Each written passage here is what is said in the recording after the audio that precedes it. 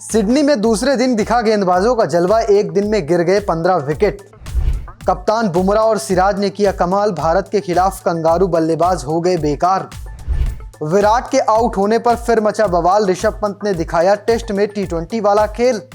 नमस्कार, इस वक्त बॉर्डर गावस्कर ट्रॉफी का आखिरी मुकाबला खेला जा रहा है। सिडनी टेस्ट का आज दूसरा दिन था और कुछ इस तरह से सिडनी टेस्ट का दूसरा दिन घटा मानो फास्ट फॉरवर्ड पर टेस्ट क्रिकेट खेला जा रहा हो।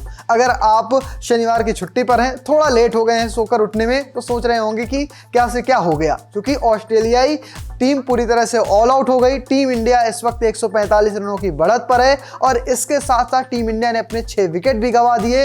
विराट कोहली फिर से ऑफ स्टंप की गेंद पर आउट हो गए हैं। ऐसी तमाम सारी चीजें घटी हैं और इसी सब के बीच ऋषभ पंत ने एक ऐसी पारी खेली जिसे देखकर तो हर कोई यही कह रहा कि ऋषभ पंत ने तो टेस्ट में T20 वाले अंदाज से बल्लेबाजी की है। तो चलिए आपको इस वीडियो में विस्तार से बताता हूं कि आज के इस पूरे दिन में हुआ क्या क्या, शुरुआत कैसे हुई थी, किस तरह से टीम इंडिया ने कॉन्स्टास और साथ में उस्मान ख्वाजा के बाद लबुशेन स्मिथ और टेड हेड को आउट किया था। शुरुआत करते हैं इंडिया की गेंदबाजी से, यानी ऑस्ट्रेलिया बल्लेबाजी के लिए उतरती है। उस्मान ख्वाजा के आउट होने के बाद टीम इंडिया के सामने 9 विकेट चटकाने होते हैं और साथ में 185 रन की टीम इंडिया के पास एक लक्ष्य होता है जिसे बचाना भी होता है।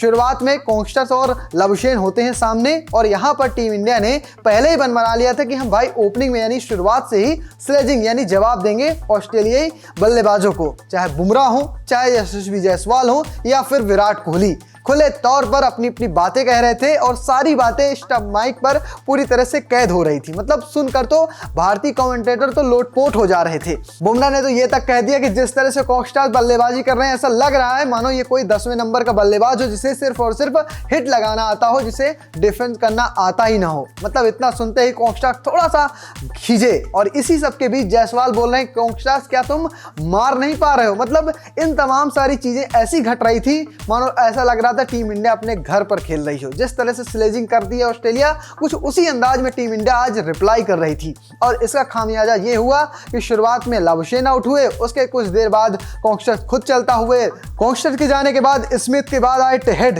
ने एक चौका लगाया और उसके बाद सिराज ने उन्हें चलता कर दिया। तो कुल कह सकते हैं 4 विकेट 50 रन के अंदर ही गिर गए उनके और उसके बाद फिर टीम इंडिया ने उन्हें बैकफुट पे डाल दिया। प्रसिद्ध कृष्णा ने स्टीव स्मिथ को आउट किया, कैरी को आउट किया। इस तरह से कह सकते हैं कि 3 विकेट प्रसिद्ध कृष्णा को मिले, 3 विकेट सिराज को मिले, 2 विकेट नीतीश कुमार रेड्डी को मिले और साथ में 2 विकेट जसप्रीत बुमराह को मिले।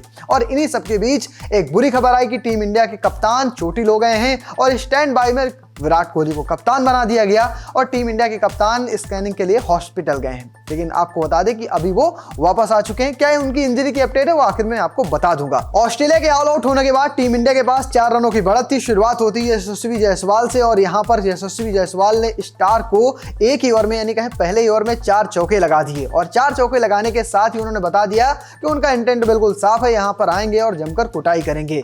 जायसवाल की कुटाई को देखकर राहुल भी थोड़ा आगे बढ़े। जिस तरह से राहुल अब तक खेले पूरी सीरीज में, उससे थोड़ा हटकर खेले, 13 गेंदों पर 20 रन बनाए और इसी सब के दरमियान वो आउट हो गए।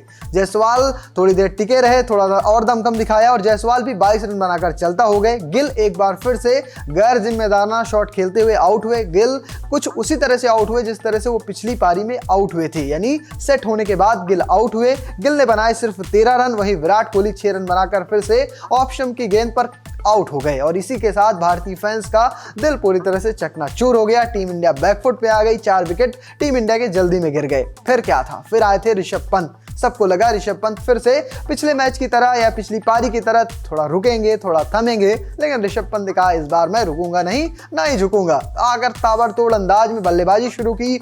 मिचेल स्टार्क को तो एक ओवर में 2 छक्के भी लगा दिए और कह सकते हैं कि 200 के स्ट्राइक रेट से ऋषभ पंत ने टेस्ट में T20 वाली पारी खेली। ऋषभ पंत ने मात्र 33 गेंदें ली हैं और 61 रन बना दिए। इस दरमियान उनका स्ट्राइक रेट थोड़ा कम हुआ 184, क्योंकि वो तो वाजिब है कि जब आखिरी में आते आते थोड़ा सा स्लो हुए, लेकिन जब 50 लगाई थी ना तब 200 के आसपास का उनका स्ट्राइक रेट रहा था। वहीं अगर बात करें ऋषभ पंत का जिसने साथ दिया, वो है नाम रविंद्र जडेजा का। जडेजा एक छोर पर पूरी तरह से अभी भी डटे हुए, 39 गेंद पर 8 रन बनाकर टिके हुए। वहीं अगर बात करें नीतीश कुमार रेड्डी की, जिनसे बहुत सारी उम्मीदें थी, नीतीश कुमार रेड्डी जल्दी आउट हो गए। अब इस वक्त क्रीज पर सुंदर और जडेजा मौजूद हैं और उम्मीद की जा रही कि जो टीम इंडिया के पास 145 रनों की बढ़त है, इसे भी किसी भी हाल पर 200 रनों पर कन्वर्ट किया जाए, क्योंकि सिडनी का एक रिकॉर्ड रहा है, यहां आज तक सिर्फ एक ही बार 200 के ज्यादा का जो रन चेज है वो कंप्लीट हो पाया है। यानी अगर टीम इंडिया 200, 220, 230 तक पहुंचती है तो कह सकते हैं टीम इंडिया सिडनी में मुकाबला जीत सकती है, क्योंकि पिच अब अपना करिश्मा दिखाना शुरू कर चुकी है। और अगर बात करें बुमराह की तो वो फिट है पूरी तरह से। जब वो वापस आए तो वो खुद से स्टेयर्स पे चलते नजर आए, यानी सीढ़ियों पर खुद दौड़ते हुए नजर आए, तो यानी वो फिट है, तभी तो इस एनर्जी के साथ वो ड्रेसिंग रूम पहुंचे हैं। तो यानी सब कुछ सेट है। बस उम्मीद करिए कि टीम इंडिया के जो पुछल्ले बल्लेबाज है, खासकर सुंदर, जडेजा, सिराज और खुद बुमराह और साथ में प्रसिद्ध कृष्णा थोड़ा सा आगे ले जाएं, टीम को 200 के पार पहुंचाएं और टीम इंडिया हो सकता है कि बॉर्डर गवस्कर ट्रॉफी 2-2 की बराबरी के साथ वापस इंडिया लेके आए। तो फिलहाल आपको क्या लगता है सिडनी में मुकाबला कौन सी टीम जीतेगी? कमेंट बॉक्स में लिखकर बताइएगा और पेज को फॉलो करना, चैनल को सब्सक्राइब करना बिल्कुल मत भूलिएगा। धन्यवाद।